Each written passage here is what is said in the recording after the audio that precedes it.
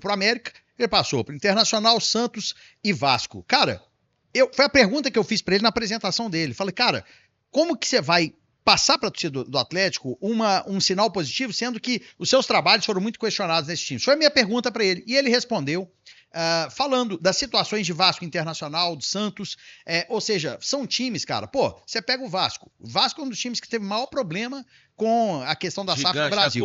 Você pega o Internacional, hoje é a bola da vez. A bola da vez de time com mais ausência de títulos importantes é o Internacional. Então o Internacional passa por um momento de crise. Teve depois o Fernandão Mundial, né? Você tá louco.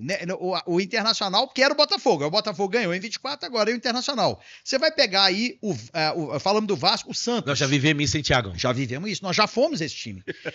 A gente vai pegar aí o Santos, que, com todo respeito ao CPF do Pérez, que é o antigo presidente do Santos, acabou com o time. O time hoje, ele convive com problemas. Se não fosse o Neymar agora, com marketing e tal, ele poderia ter descido. Até se o Pelé voltasse. Cara, difícil. Então ele pegou times muito complicados. Agora, o que falta no Atlético, aí é a minha crítica, o que falta no Atlético é uma autonomia de quem mexe no futebol. Hoje em dia, você não sabe quem que é o responsável pelo futebol. De quem? Hoje você tem uma decisão colegiada que é Paulo Brax, Pedro Daniel, a própria eles têm um conselho administrativo que nas grandes decisões colegia-se e todo mundo vota. Falta um cara responsável pelo futebol. São, mais ou menos? Nessa comissão de futebol são aproximadamente... Aí, pessoal, notícia importante. São 7 pessoas, porque tem 2 do Conselho Deliberativo, tem 5 eleitos pela SAF e tem um que é tipo fora de todo mundo para realmente você ter esse equilíbrio, né? Então, o torcedor já tem um conselho lá interno, ele participa dessa roda? O torcedor, ele está participando. Ou ela é pré ou pós essa situação? O torcedor está participando agora com o Conselho da Massa. Tá, né? O Conselho da Massa, você sabe quem é a pessoa? Não, as pessoas, né? Você tem o Guilherme Frossá, você tem inclusive o ex-presidente Salles Frossá também está convidado a participar. Guilherme Frossá. Também você tem o ex-presidente da Galocura, né? Você fala o Josias? O Josias. Que bacana aí, pessoal. Então, essa galera que tá no Conselho da Massa, né? E aí você tem um organograma hoje de decisões que não é só de uma pessoa, enfim, eu acho que falta isso. Por exemplo, o Brax, ele não resolve essas coisas sozinho, ele mudou de posição, agora ele é VP de futebol, ele é vice-presidente de futebol, ele não é aquele diretor mais, que ele era CSO, né, que são essas novas nomenclaturas. É a pessoa que tem o contato com o vestiário? Não, aí veio o Guilherme, que aí hoje o Guilherme, o Guilherme virou um coordenador técnico, que é esse cara que faz esse trabalho de interlocução com atletas, com a diretoria e tal. Mas falta alguém para ser responsabilizado do futebol. Porque na hora dos caras cobrarem o salário atrasado e botar bolsinho para fora, como foi no ano passado, que foi a exceção, porque em 6 anos o Atlético teve 2 meses de salário atrasados ou 3. Foi a exceção. A regra, via de regra, a regra é o salário em dia. Só que a galera fez um estardalhaço no ano passado, inclusive culminou na questão toda do Rony, né? Que entrou com uma ação e depois daquilo o futebol dele despencou e o Galo chegou numa final de Sul-Americana e quem sabe não tivesse tido essa situação, o Galo não era campeão da Sul-Americana. Faltou aquele mínimo percentual ali naquele jogo fatídico do Paraguai. Muitos mínimos percentuais. Exatamente. Mas chegou nas finais, né? Então nós estamos falando aqui de vários títulos ao longo de 6 anos, a gente tá falando de 2 finais, 3 finais, a gente teve Copa do Brasil, que perdeu, teve Sul-Americano e teve Libertadores. E os mimizentos? Se você falar que você ficou frustrado, eu também fiquei, tá? Fiquei puto pra caralho com a perda desses títulos. Mas se você falar que o Atlético não foi competitivo, você tá sendo desonesto. Então o Atlético foi competitivo, ele num recorde de 6 anos, é um dos times que mais ganhou títulos e chegou em mais competições. E quando você fala, Thiago, mas brigou por rebaixamento 2 anos. Cara, é outra desonestidade. Cara, se ele brigou por rebaixamento, foi porque ele estava canalizando as forças para os jogos de Copa. Ele não foi igual o Santos e Internacional, que estava brigando por rebaixamento e não foi para lugar nenhum. Então, quando um cara fala isso, eu acho que é dentro de um contexto. Correr o risco, porque a gente também está precisando de dinheiro. Então, isso, Cris, essa aqui, na minha opinião, são as desonestidades. Eu acho que a gente precisa contextualizar. Tá com medo de cagar, não come. O Galo foi para cima, ele realmente não tinha elenco para disputar as 3 competições, e isso ficou muito provado no Campeonato Brasileiro, mas chegou nas finais de competições. Então, isso não é qualquer coisa, e o Atlético, nesses últimos anos, foi muito competitivo. Então, a gente precisa também saber aonde temos os nossos méritos. O pessoal fica vendo muito programa de Eixo Rio e São Paulo que não tem essa conversa extraordinária que você está tendo com a gente aqui agora, porque não é positividade, não, é realidade. E lá eles não apresentam isso, falam muito pouco. Eles pegam o ponto do Galo que tá vivendo aqui, principalmente na parte. E os mimizentos, os Nutella, que a gente chama assim, vai lá participar de programa de Rio São Paulo e traz essa energia que eles têm lá, que é muito retraída em relação a porque nós estamos fora do eixo, que quem desdenha quer comprar. Eles estavam doidos pra ver a Cara, mas porque, aí... Esses dias o Vampeta disse que queria jogar no Galo. Quem não queria ter jogado no Galo? Cara, Galo todo mundo respeita, aqui, depois das montanhas, como diz o nosso HG... Tem um time o Galudo! O Galão, vamos pegar o Galo aqui. Chefe Cris. Chefe Cris, aqui é o seguinte, falando desse tema aqui, ó. Não vai pegar na farofa não, né? A Raquel Fonseca Galo 13, ela falou assim, a torcida sempre apoiou. Precisamos voltar a ter unidade. É sobre isso. Raquel não é Raquel Fonseca. Alô, Raquel! Grande Raquel Fonseca. Não é ter unanimidade, é diferente. A gente pode ver. O Dani Vanzella teve aqui, ela veio de Curitiba, virou atleticana, porque ela fez uma escolha. Não, primeiro ela falou que ela chegou aqui e foi nos botecos, aquele vumurum de Atlético e Cruzeiro, ela queria entender aqui, o que é isso, muito grande isso aqui, eu quero torcer para um time. Aí a menina não torce pro Galo, ela torce pro Cruzeiro. Não, o que eu vou fazer? Ela, como uma pessoa de decisões...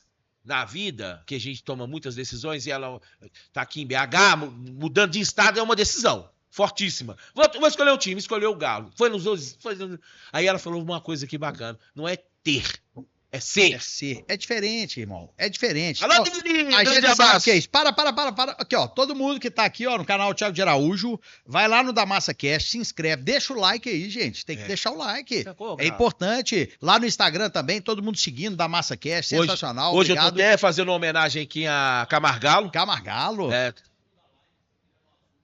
É só clicar, tá no título da live. Que legal, gente. Que legal. Bacana demais. Um abraço pra galera. Aí, ó, o Vadson Fernandes, que é o grande fiel escudeiro, falou que o Sete Câmara foi de 18 a 20, é isso mesmo. E ele abriu mão, só pra gente completar, ele abriu mão do outro triênio, porque se ele tivesse ficado mais um triênio, quem seria o campeão ali em 21? Seria o Sete Câmara. Ele abriu mão porque na época tava uma puta confusão política e pra pacificar o Atlético, ele... espumando de raiva, ele abriu mão e acabou que ele não teve o segundo triênio, mas foi uma peça muito importante para poder mudar esse ciclo do Atlético. E ele manteve a primeira parcela do shopping, foi exatamente que foi a base para a construção do nosso estádio hoje, que é tão importante. Então, assim, cara, a gente precisa entender esse contexto de uma forma mais ampla. Ela deu uma... Ela entrou justamente no período da metade para lá, né? Isso. 65% do... a gente foi muito importante. Eu moro lá, né? Você sabe, né? Você tá doido. Arena, né? O que o Atlético teve que ter de contrapartida foi surreal, cara. O que o Atlético teve que brigar e bater de frente com todas as legislações municipais foi uma coisa completamente desproporcional, tanto é que hoje a lei municipal, ela foi mudada por isso, foi por causa da arena. Hoje, qualquer grande construção, qualquer grande obra, só pode ter até 5% de contrapartida. Acabou esse abuso que fizeram com o Atlético, que pagou quase 300 milhões de contrapartida. Houve muito clubismo. Não, ao contrário, porque na verdade foi na gestão do próprio Calil. Então, é briga política. É isso que a gente fala que é o câncer do Atlético, é briga política e divisão. Então, gente, não leva essa divisão que hoje está na política, direita e esquerda, não leva para dentro do Atlético, não. Porque a nossa religião, ali, no campo, é lógico que cada um tem suas premissas, mas dentro do campo a nossa religião é Clube Atlético Mineiro, o nosso partido político é Clube Atlético Mineiro, a gente pode divergir... É Clube Atlético Mineiro, a gente pode divergir. O que a gente não pode é dividir. Então é importante a gente ter unidade, e a unanimidade, ela nunca vai existir, mas a gente senta, toma uma cerveja, bate um papo e resolve os nossos problemas. A gente já tem gente demais jogando contra, a torcida tem que ter unidade. Você viu a cor da nossa camisa? É preto e branca, é os branquelos e os negão, tudo misturado. Tudo misturado, velho. Só. Tudo misturado. Que galo, porra! É igual o Diego Pereira 6792. Boa noite. Já tivemos time pior que hoje. Nossa. E sempre apoiamos. Boa, Cortina. Tiagão, tá trazendo uma torcida bacana aí, hein, cara? Não, essa galera é demais, aproveitar cara. Essa audiência hoje que o Thiago, né, mais de 61 mil seguidores orgânicos, né, atleticanos, né, e afins. Pessoal aí do mundo do esporte, que né, é um cara que viaja muito, nós vamos falar, próximo assunto, viagem. Boa. Quero convidar todos vocês, sábado, para estar participando com a gente, junto ao Da Massa Cash. Vou estar completando meus 52 anos, mesmo, hein? Dia 1º de agosto. Boa, hein, Cris? Lá no Central do Malte, lá no bar da Krug Beer, na subida da rampa pra Arena, não tem como. Não e nós vamos marcar um som ao vivo lá. Vamos fazer um som ao vivo. Vamos fazer um da Massa Cash ao vivo de lá, vamos fazer narração de lá, vamos fazer um trabalho muito bacana, uma casa excelente, tá? Um grande abraço, Vinícius e família, Central do Malte, o bar da Krug Beer, tamo junto e misturado. Bom demais. A partir das 15h13, DJ Cris, pagodão, samba mesmo, samba de roda, samba raiz, pagode. Eita, coisa boa. Na veia mesmo, na unha, com o grupo Samba dos Amigos. Grande abraço pro Didi, Julinho do Banjo. Pessoal, vai ser uma festança. Estamos chegando com alto astral. Deus me deu esse presente, né? Além da amizade que eu tenho com todas essas pessoas que participam aqui, com o da Massa Cash, com o Rodrigo, com o Ender, com o Dudu. Essa data maravilhosa, dia 1º, depois de um pós-jogo com o Palmeiras, né? Um jogo apoteótico. Agora contra o Juventude, todo respeito à Juventude. Vai pra cima deles, Galo! Vai pra cima, Galo, é isso. Viagem mais emocionante, Thiago. Já viajou pra caramba. Cara, conta pra nós, irmã. A gente uma viagem dessa aí. Nesses 6 anos que a gente tá cobrindo o Galo, a gente fez várias viagens, né? As internacionais foram a da Argentina, né? Que foi da final da Libertadores em 24. Ela foi maravilhosa, cara. Só faltou o título, mas assim, o que a torcida do Galo fez naquela viagem na Argentina, cara, como é que foi funciona? Maravilhoso, cara. Foi maravilhoso. Conta como é que é o seu primeiro passo, principalmente as partes burocráticas, para você fazer essa viagem como torcedor.